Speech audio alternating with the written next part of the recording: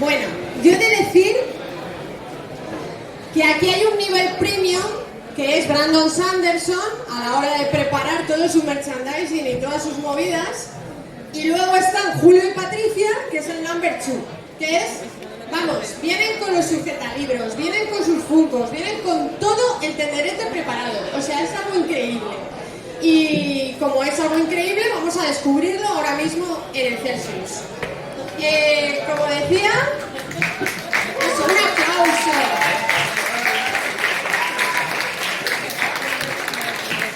Porque os aseguro que se lo merecen, ¿eh? Ahora vais a ver por qué. Julio Santos, escritor, y Patricia Pérez, ilustradora. Eso es. Digamos que hablar de Sara Lee, que en teoría es de lo que venimos a hablar aquí, es empezar por el final de la historia. Porque esto es una historia de aventura, y de varias aventuras. Digamos que es como una metahistoria, y todo comienza con un viaje y una autocaravana, ¿verdad? Cuéntanos, Julio, ¿cómo empieza esto? Bueno, todo comienza con un viaje, efectivamente. Allá por 2013 se me ocurrió preguntarle a mi mujer si le parecía bien dar una vuelta al mundo de 3 años con nuestros hijos y incomprensiblemente respondió que sí. Lo preparamos y nos fuimos. Vimos qué es lo que tenía que hacer para poder dejar el trabajo, la casa, el cole, todo esto durante 3 años y nos fuimos a viajar.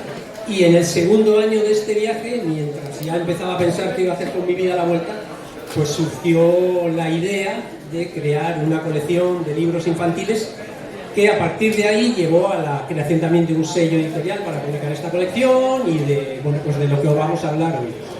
Entonces nacen Chano y Óscar, que es esta primera colección, y te vas a buscar a Patricia, ¿no? Yo escribo un par de libros y los pruebo con el único público que tenía disponible en ese momento durante el viaje, que eran mis hijos. A ellos les gustaba, pero bueno, no eran demasiado imparciales seguramente. Entonces yo se los voy a mandar a alguien que seguramente me va a dar una opinión mejor y además, si le gusta, sé que puede ayudarme en la parte gráfica del proyecto. Y entonces creo que estábamos en Colombia en ese momento, le mandé los 3 primeros libros a Patricia y le dije, mira, pues se me ha ocurrido esta idea para un proyecto editorial, échales un vistazo y si te gusta, pues participa en él, si te apetece, con la parte gráfica. Yo la verdad es que cuando Julio me dijo que había escrito unos libros infantiles, me sorprendió bastante, porque, o sea, una cosa es escribir para adultos y así, y otra muy diferente es infantil, y no me lo esperaba para nada. He de decir que Julio es, además de amigo, es también mi cuñado. ¡Amigo! ¡Todo queda en casa! Imagina, yo estaba ahí diciendo, como no me gusten los libros, a ver qué voy a decir, porque a ver cómo van a ser las próximas comidas familiares. ¿Cómo va a ser la cena de Nochebuena próxima? Nochebuena puede traer tela. La verdad es que me sorprendió mucho, para bien. Bueno, de hecho estoy aquí, ¿no? Pero empecé a leer los libros, me enamoré de los personajes y a partir de ahí esto ya es una bonita historia. Eso es. Que la historia pues empieza con Chano y Óscar, que son hermanos, son libros de aventuras, como no podía ser de otro modo. Contándonos un poco el leitmotiv de Chano y Óscar, ¿de qué van? Bueno, son libros de aventuras clásicos, quizá muy inspirados por mis lecturas infantiles. Pues cuando yo era pequeño, y hace mucho tiempo, no teníamos la disponibilidad literaria que hay ahora. Pues había 10 colecciones, 15 colecciones, lo que se traducía, pues todos recordaréis, los de mi quinta, pues los 5, los Ollester, los 3 investigadores. Ese era el tipo de colecciones que teníamos disponibles en la biblioteca del barrio y tampoco podías comprarte un número tras otro porque mis padres no tenían el dinero para eso. Entonces al final yo iba a la biblioteca, devoraba uno tras otro de esos libros y seguramente sin darme cuenta pues Chano y Óscar están inspirados en eso. Son aventuras clásicas tintadas un poco pues de mis aficiones. Soy muy friki tecnológico, muy friki científico, soy informático de profesión y eso probablemente también se nota. Y al final es una mezcla, Chano y Óscar son una mezcla de esas aventuras clásicas con tintes y pinceladas de modernidad. Sí, sí, por supuesto. Quería aclarar una cosa. salimos con orejitas élficas, pero no hay ningún elfo por ahora en las aventuras. Lo que pasa es que nos encantan. Sería admitido en este festival perfectamente. O sea, Llevamos 3 años, sentidos como en casa. 3 años intentando conseguir las orejitas y siempre se habían acabado cuando llegábamos. Este año lo hemos conseguido y ya está, no las quitamos. Bueno, Patricia, ilustrar una colección de 12 libros, tela marinera, ¿eh? Hombre, al principio no serían 12, pero menudo reto ponerte a diseñar personajes, ¿cuántos tuviste que ilustrar al principio y cómo ha ido la faena? Porque tela marinera, ¿eh? Sí, bueno, desde el principio Julia tenía muy claro que su idea de la colección era una colección, o sea, no era ni 1, ni 2, ni 3 libros. Ya desde el principio tenía claro que querían ser por lo menos 12. ¿Qué pasará por el camino? No lo sabíamos al principio. Entonces, claro, había que primero decidir qué estilo iba a tener Chano y Óscar, ¿no? Que luego sería también el estilo de Sara Lee. Y la verdad es que estuvimos haciendo un poco de investigación de qué era lo que se estaba dando en esos momentos con otras colecciones infantiles, por dónde queríamos ir, cuál sería el estilo que reflejaría más pues, el carácter de nuestros personajes, ¿no? Y ahí estuvimos probando, porque este no era mi estilo de yo dibujo así y así tiene que ser, ¿no? Se ha ido estableciendo pues a lo largo de la colección. Claro, eso lo comentan muchísimos ilustradores, que ellos sienten como que van creciendo con los personajes y los personajes se van limando, pasa en cualquier arte, ¿no? Porque tú además venías del diseño. Eso, yo venía del diseño gráfico, que bueno, la vida pasa y al final pues el diseño gráfico también lo había ido dejando. Lo que pasa es que casualidades de la vida, cuando Julio estaba con su familia en autocaravana por el mundo, yo había empezado otra vez otro ciclo de gráfica publicitaria donde tenía un profesor que daba mucha importancia a la ilustración. Fíjate. Y lo trabajábamos mucho. O sea, yo había vuelto a estudiar otra vez, pues con 40 y pico años que tenía por aquel entonces, y en ese ciclo de gráfica publicitaria lo que me quedó claro es que lo que más me gustaba era la ilustración. Y ahí todo es por algo. Todo es por algo. Entonces ya cuando Julio me dijo eso ya fue como la puerta abierta. Está claro. Como decía, hay 12 entregas de Chano y Óscar, pero es que de repente le hacéis un spin-off que es Sara Lee, y es una niña originaria de China que es hermana de Chano y Óscar y que ha heredado unos poderes especiales. Contadnos un poco de qué va Sara Lee. Para hablar de Sara Lee realmente hay que empezar por Chano y Óscar. En los libros de Chano y Óscar, Sara Lee nació como un personaje secundario necesario, pero sin más pretensiones. Era su hermana adoptada y que les daba un poco caña, pues porque tiene un carácter muy fuerte y a la vez era unos años menor que ellos, entonces era como ese contrapunto entre la hermana pequeña pero que les da caña. Pero según iba avanzando la colección, es ese caso que a veces hablaban los escritores de que los personajes van haciendo lo que les da la gana, como que ellos mismos nos están pidiendo hacer una serie de cosas, y Sara Lee es ese tipo de personaje. Ella tenía un carácter tan fuerte que al final iba tomando un protagonismo que de principio en la historia no tenía. Y a partir del libro 5, que le ocurre una cosa bastante especial, descubren algo de su pasado, pues le van ocurriendo cosas en el libro 7, en el libro 9, incluso más adelante, que nos llegó a decir, si la dejamos seguir aquí, se come a sus hermanos con patatas y al final la tenemos que cambiar de nombre a la colección. Entonces, en ese momento, a partir del libro 9, decimos, bueno, paramos, a Sara Lee la sacamos un poco de plano, nos inventamos algo que la saque de plano, acabamos hasta el 12 de Chano y Óscar, porque ya estaba pensado todo el procedimiento, y a partir de ahí le damos a ella la oportunidad de contar su propia historia. Y eso es lo que hicimos con Sara Lee. ¿Vale? Sara Lee, en un momento dado, descubre que efectivamente tiene unos poderes. Ella es una niña china adoptada de la familia y no conoce nada de su pasado, solo conoce su vida en Twin City a partir de llegar a casa de sus hermanos. Entonces empieza a descubrir cosas de su pasado y de dónde vienen esos poderes y por qué ella siente esas cosas. Y eso es lo que ella cuenta en su propia colección y ese es el spin-off de esa novela. Es fascinante eso, de tener que descubrirte sin saber nada de ti, ¿eh? Tiene unas implicaciones filosóficas para que luego diga que la literatura infantil es banal, ¿eh? Ojito, cuidado ese tema. Lo más fascinante de todo esto, o sea, ya tenéis como una panorámica de todo, ¿no?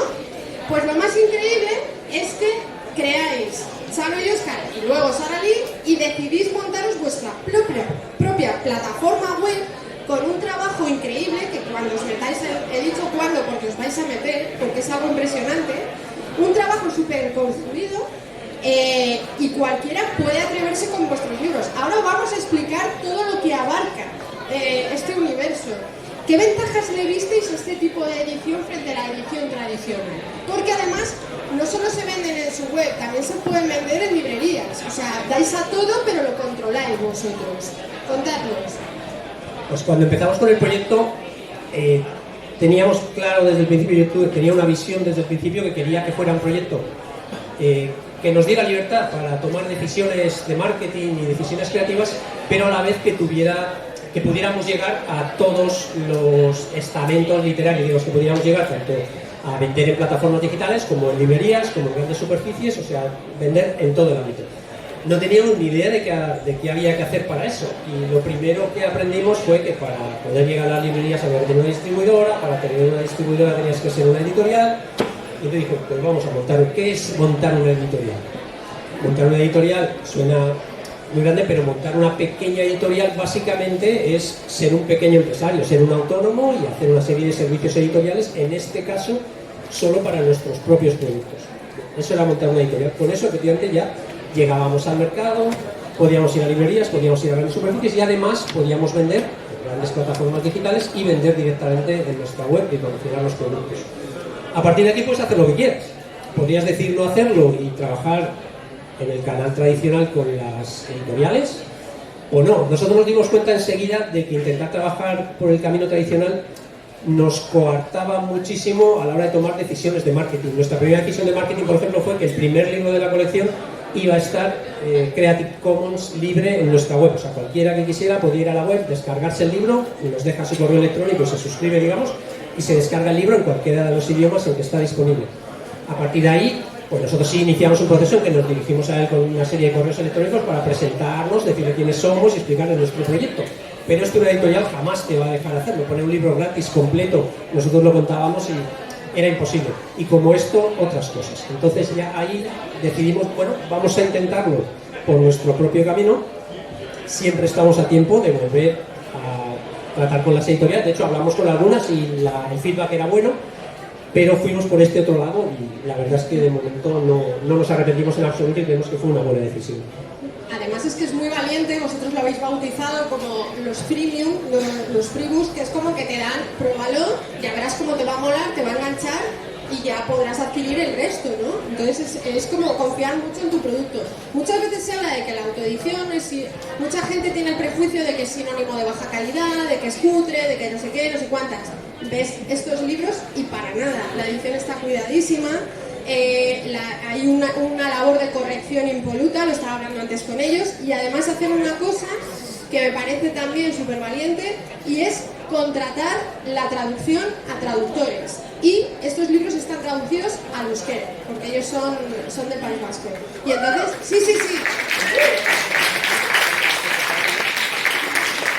Y quiero que nos habléis de eso porque encima es que me parece que estáis haciendo una labor muy buena por el euskera y por las lenguas que no son el castellano. Contadnos esto.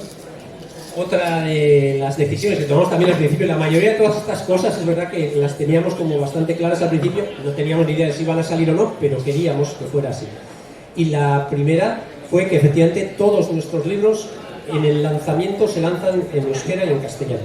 O sea, la traducción ya la contratamos, tenemos un traductor desde el principio que es magnífico, el día que nos diga que no puede nos hace un hijo de madera, porque tiene una sensibilidad especial para traducir literatura infantil. Traducir al euskera pues no es tan sencillo porque hay muchos euskalkis que se llaman, o sea, en cada zona se habla un euskera un poquito distinto, al final hay un euskera batúa que es un poco el que ven en el colegio los chavales, pero a la vez no puede ser demasiado literario ni barroco porque hay zonas del País Vasco donde aunque dan euskera en los colegios, en la calle no se habla tanto, entonces es bueno, pues hay que hacerlo con una sensibilidad especial para que consiga llegar y nuestro traductor la tiene. Saliendo de ahí queríamos también que estuviera en catalán y en gallego y lo hemos conseguido. Ahora mismo no todos, pero casi todos los libros de Chano y Óscar están En euskera y en castellano todos, en catalán casi todos, creo que solo quedan 2, y en gallego hemos llegado hasta el 8 o el 9. Entonces, en los 4 idiomas del Estado están. Y luego, pues hemos hecho intentonas también en inglés, en alemán, en francés y en italiano. Y bueno, pues estamos arrancando con eso ahora mismo. Pues me parece titánico y maravilloso. Y además hoy traéis una exclusiva, ¿verdad? Nos quedan 3 minutitos, pero la vamos a desvelar. Y es que Sara Lee hasta ahora tiene 4 títulos, pero eso pronto está a punto de cambiar. Sara Lee 5, Vamos a verlo. Sombras en Kazmadan, está a punto de salir. La fecha de lanzamiento es en octubre y tenemos ya la portada para que la veáis. ¡Un aplauso!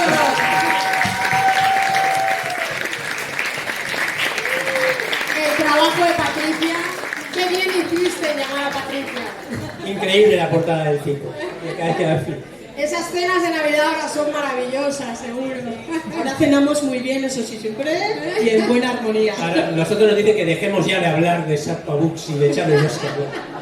Es verdad que no he dicho el nombre de vuestra editorial, es el Sharpa Books con X. Maravilla. Bueno, por último, no podéis iros de aquí, lo primero, sin recomendar un libro. Un libro.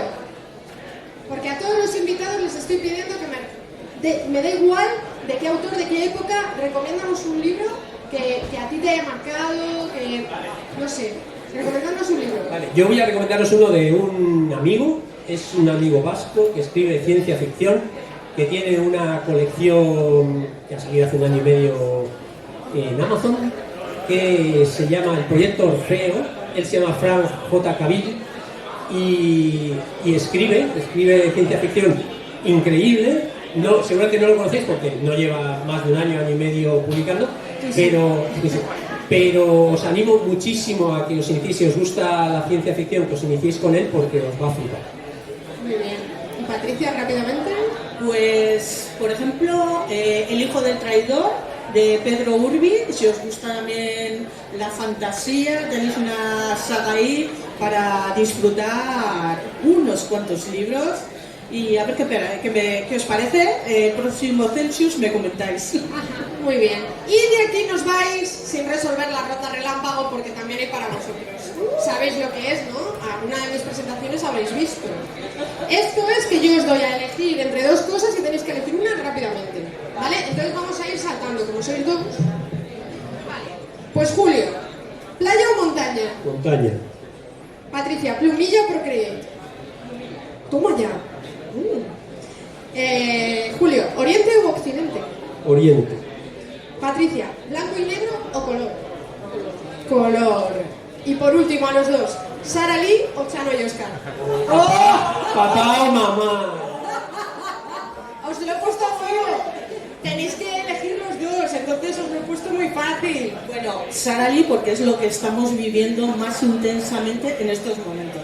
Vale. Y Chano y Oscar porque es el origen de todos sin los cuales no existiría.